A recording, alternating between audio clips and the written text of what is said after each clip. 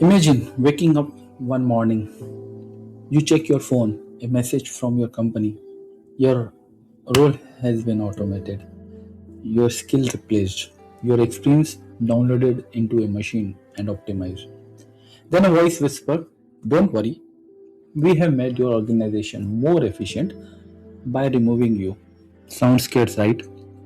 But here's the reality. For many people, this surprise has already arrived without warning. Have you felt it? Maybe not this exact moment, but have you ever had that quiet thought in the back of your mind that the skill you rely on today may not be enough tomorrow? That's the work you do today could one day be done faster, cheaper, and more efficiently by a machine. But what if this is not the end of human relevance? What if it is the beginning of something even bigger? Good morning, futures shapers, innovators, and tech lovers. Welcome to 6G AI Wave, the podcast where we explore the technologies about to change everything. I'm your host Modi Daryani. This is new season 3, episode 1, and today we are diving into the question everyone is in tech is asking, but few are answering. Where do humans stand when AI become the brain and 6G become the nervous system? But before that, quick personal note: I have been away for a while, navigating some real life challenges. Um, I believe last episode I recorded in the September 2025. Now this is October 2026. But I am back with fresh perspective, and honestly, I have been never been more excited about technologies than right now. But more importantly, if you have been impacted by this technological shift, if you feel uncertain, replaced, or left behind, this episode is for you. Today, we are not just talking about the problem, we are mapping the path forward.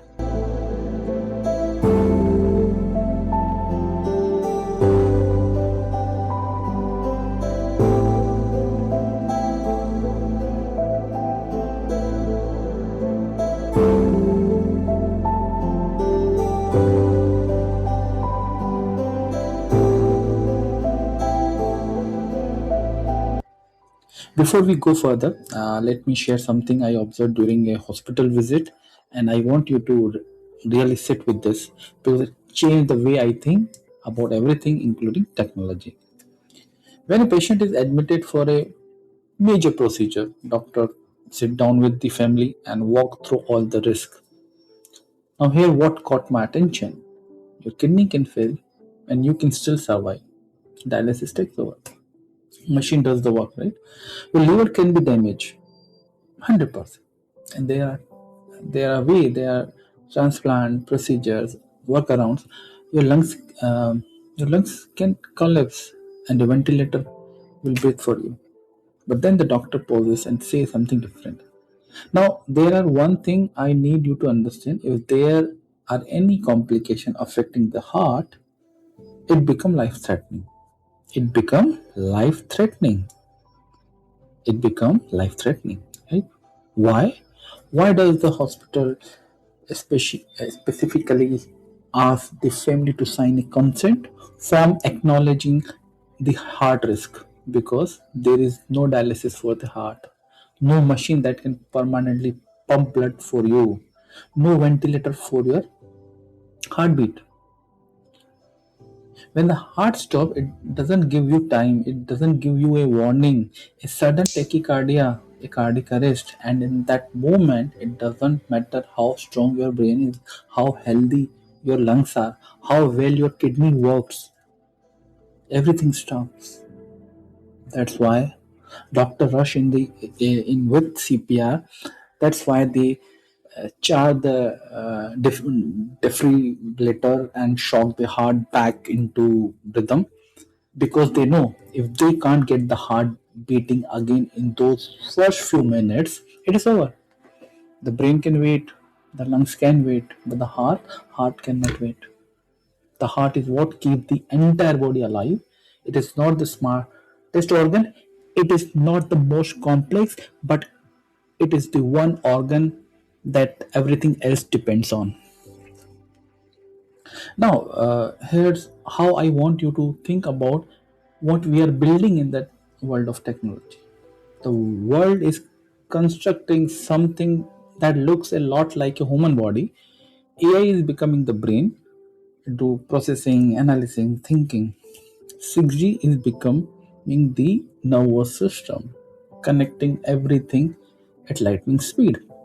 But something missing, something vital. Without it, the whole system fails. And that is what this episode is really about. We are going to explore three phases of human evolution in the age of intelligent technology. Phase 1, the struggle phase, when human felt replaceable. We are living right now. Phase 2, the repositioning, when human found their edge. Right? And the phase 3, the stability, when human became the heart. Each phase tells a story of fear, adaptation, and ultimately human purpose in a machine driven world. So, if the heart is this important, what happens when it starts to weaken? Let me take you to where it all begins. In the phase 1, the struggle phase, the human felt replaceable. Let me take you to a scene. A software engineer sit in front of his laptop, 10 years of coding experience, late night coffee fueled debugging sessions, deadline met, problem solved. But one morning he opens his system and sees a notification. Your role has been automated using our new AI assistant automation system. He stared at the screen, refresh it, still there. His first thought isn't anger, it is confusion. I was good at this, I was valuable. Then come the fear. If they don't need me for this, if everything is done by the codex, coder, cloud, then what am I even for? Okay. This is not fiction, this is happening right now. Not just to engineers, to writers, designer, analysts, customer support, middle management. The struggle is not just about losing a job, it is about losing your identity, your sense of purpose, your place in the world. And when that happens, something deeper breaks. The heart weakens. And when the heart weakens, everything suffers. Stress rises, trust collapses, and communities disappear. Even the smartest system fail without emotional stability. A body with a brilliant brain but a failing heart cannot survive. This is the imbalance we are living through. Now, if you are sitting there thinking, okay, so we are struggling, the heart is weakening, but what do people actually do about it? I'm glad you asked because this next part, this is where it gets interesting. Phase 2, the repositioning phase, when humans found their edge. Here, what happened next? People started fighting back, not against the machine, but for themselves. Let me tell you about Sarah, a imaginary character. Sarah was a high school teacher for 15 years. Then AI tutoring platform arrives. Suddenly, student could learn algebra, grammar, even coding faster, personalized, available 24 cross 7. Sarah felt obsolete. But then she noticed something. Her students were scoring higher on test, but they were more anxious than ever. They could solve equations, but they couldn't handle failure. They could memorize facts, but they could not think critically about their own lives. So Sarah repositioning herself. She stopped competing with AI on content delivery. She started focusing on what AI couldn't do. She became a learning facilitator. She taught resilience. She created space for students to struggle, fail, and grow. She asked questions that no algorithm could predict. And her students, they did not just learn math, they learned how to be human in a world of machine. This is the repositioning phase. People realize efficiency is not everything. They started investing in emotional intelligence, storytelling, deep human connection, asking better questions, teaching what they knew. I'm doing the right. Because these are not optional anymore, these are your competitive advantage. Leaders begin recognizing burnout as a system failure, not a personal weakness. Communities started rebuilding around human connection, not just productivity. The repositioning wasn't about going backward, it was about moving sideways into the space machines can't fill.